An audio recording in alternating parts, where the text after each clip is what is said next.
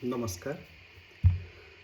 आज आम समय जड़े मूर्धन्य कवि शक्ति महांतींकर पांचटी अति छोट छोट गप जहाँ आप नानो गप कहीपारती।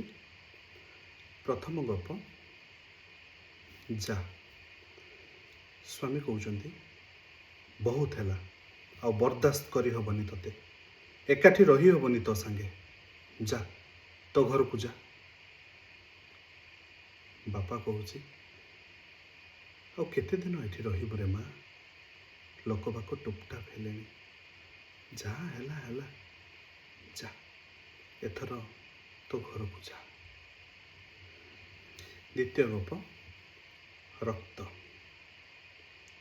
दुर्घटन रक्त जुड़ुबुड़ू निज पिला और स्वामी को धरी निजे क्षत विक्षत हो स्त्री लोकटी आम्बुलांस रे डाक्तरखाना पहुँचला। डाक्तर कहते आपण व्यस्त हुंतुनी आमे देखुछु। अच्छा एते रक्त देखी आपण धैर्य केमती धरले? साधारणतः महिला माने स्त्री लोकटी कहे रक्त को स्त्री लोकर अबाकी भय रक्त क्षरण गोटे स्त्री लोकठू अधिक किए बा देखिछि। तृतीय गप घर। वृद्धाश्रम हतारू सुखिला पत्र सबको अति जत्न रे खरकुथुवा स्त्री लोकटी को दरवान पचारिला, माउसी तमे कौन नुआ आईच कि एठिकी? तम घर कोठी? सुखिला पत्र मानंको रुंडेई निया धरो धरो से स्त्री लोकटी कहिला, स्त्री लोकटीर पुणी की घर? से जोठी रहिला ताकू घर करी गढ़ी दब। चतुर्थ गप पतन।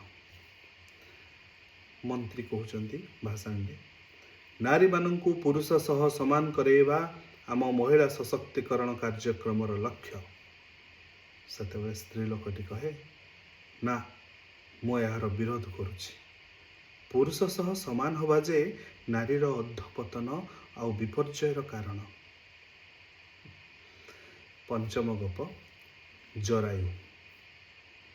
डाक्तर कहते अच्छा रिपोर्ट रु जना पड़ा आपणक यूटेरस माने जरायु रे ट्यूमर तेणु अस्त्रोपचार करी यूटेरस टी को काढ़ीदबा उचित हम ना कौन कहते आपण? स्त्री लोकटी कहे एठी तो मोर दीटा छुआ को 9 मास लेखा रखी जन्म देइछि जरायु को अलगा करदेले मु कौन स्त्री लोक ही रही? धन्यवाद।